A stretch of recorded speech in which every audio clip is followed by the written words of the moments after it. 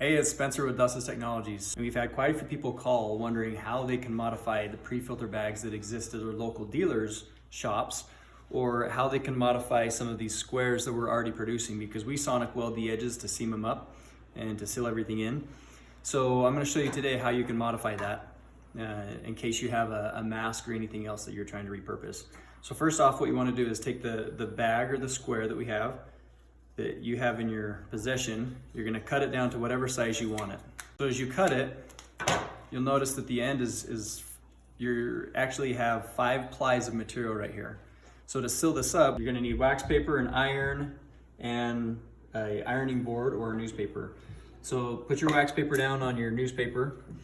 Make sure your sealed edge that you want to seal is on the wax paper, and then you're going to put another piece of wax paper on top of it. This is going to make it so that as you seal it, your iron is not going to stick to the edge of the filter. So you're basically just going to run your iron along the edge and seal that on both sides.